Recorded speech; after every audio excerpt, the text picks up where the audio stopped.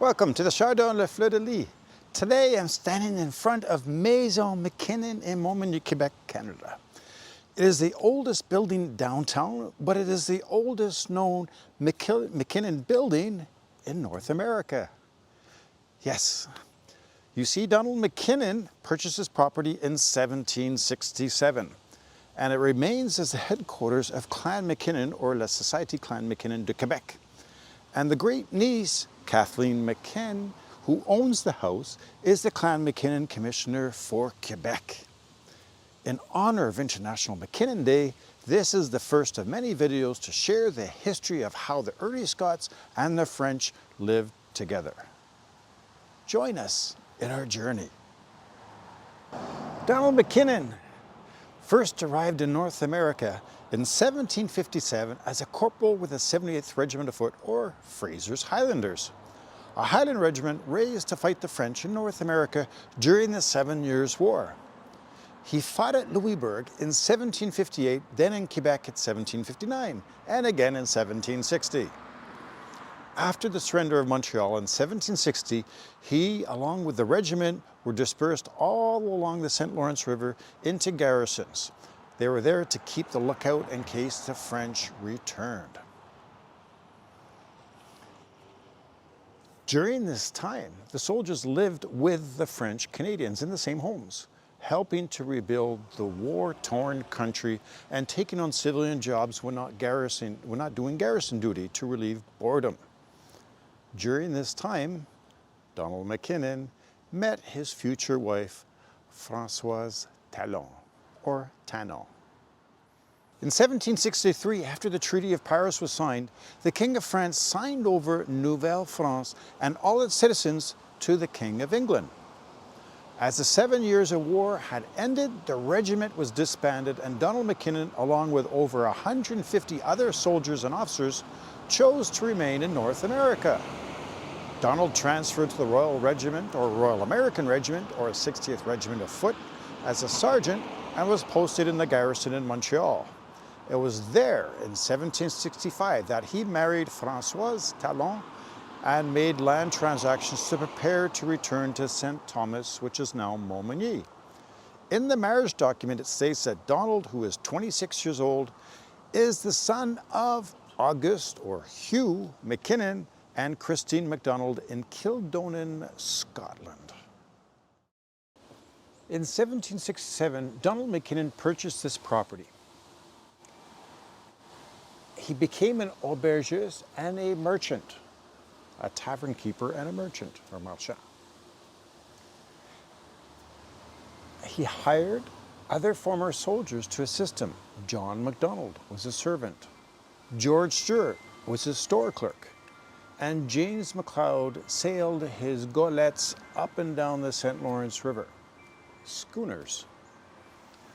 And he traded with other French and Scottish merchants all up and down the river.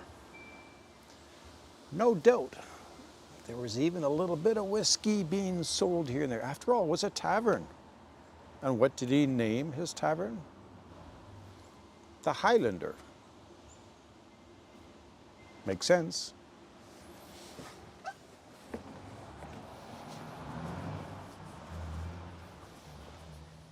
He sponsored his family and other Scots to sail from Scotland to Ile Saint-Jean, which is now Prince Edward Island, as these passengers had become indentured servants to pay off the costs of the boat ride. Donald appears to have sailed to Ile Saint-Jean in one of his schooners to pay off their debts and to collect his family and countrymen to bring them to live here in St. Thomas. We know his sister, Catherine McKinnon, and her husband, Donald Henderson, which is also known as Donald Anderson, arrived along with his brother, Lachlan McKinnon, and his wife, Christine MacDonald. They had sailed from the island of Egg in the Outer Hebrides to settle in St. Thomas here in 1772 on the brig Alexander. This was well before the ship, the Hector, arrived in Nova Scotia. Peace did not last long, and the thriving business that Donald had was hit hard when the British colonies to the south decided to go into rebellion. Benedict Arnold and Richard Montgomery led 2 armies north into Canada in an attempt to have the local colonists sympathize with them. However, only 200 Canadians sympathized with the rebels, and the rest all decided to defend their homeland. In October 1775, rebel forces fought against local militia in the parish of Saint-Pierre-de-la-Rive-Sud, not too far from here, and shortly after the rebel victory, they broke into this house and stole all the merchandise and furniture from the store and the residence. I can't say the kitchen sink was even stolen because there were no kitchen sinks in those days. Even his store clerk, George Stewart, was arrested and later released. Now, it is noted that Donald McKinnon was arrested because they thought he was going to spy on them and tell them about the American advance on the city of Quebec. But that was a different Donald. We'll talk about him in another show.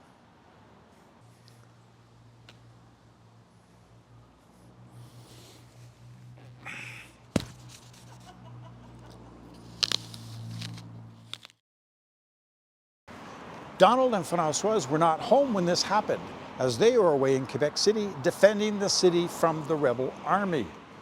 Donald had to once again fight. This time he was defending his homeland alongside, shoulder to shoulder, with his French-Canadian friends and family. Donald served as an officer in the Royal Highland Immigrants, or 84th Regiment of Foot, a provincial regiment, and he helped defend Quebec City from the rebel attack on December 31st, 1775. He served in other outposts, and during this time, Françoise ran his business. And at the end of the war, they rebuilt their business as best they could, and once again started with nothing. All their goods were stolen, and they had to sell their schooners to pay the bills. Donald was successful enough that he commenced purchasing the Seigneurie of Matane, further east, and of course another schooner. He eventually became the second seigneur of Matane, having purchased all the parcels of lands, and he moved there along with his brother Lachlan and the other Scots, and of course Françoise. They started a salmon fishery, farming and trading with the First Nations people for furs, and he commenced once again sailing up and down the St. Lawrence River from Matane to La Ville de Quebec, trading and dropping off goods at all the merchant stores owned by the French and the Scots. Donald died in 1792, and François had died the year earlier, not having any children. But they left a legacy of their own. His brother Lachlan and his sister both had children whose descendants now walk amongst us. Now, some local historians paint Donald in a poor light, as when he died, a committee of other former soldiers was created to sell off his assets to pay off his debts. These historians declare him to be a poor businessman. However, when you see the evidence, it's to the contrary. Most people believe that the soldiers were given land grants and they had an easy life when they settled here in North America. I have found that Donald, along with a lot of other Scottish soldiers who applied for numerous land petitions for having fought for the king, never received any land. Even in one land petition that he later petitioned for, he declared that he'd received no lands. So everything he bought, he paid out of his own pocket. He also had all his property and goods stolen by the American rebels, and once again he petitioned for his losses, but there was no evidence he was ever compensated. He had gone into business with Louis Marchand Jr., a Quebec City merchant, and when the business was dissolved, Donald was stuck paying off his partner's business debts.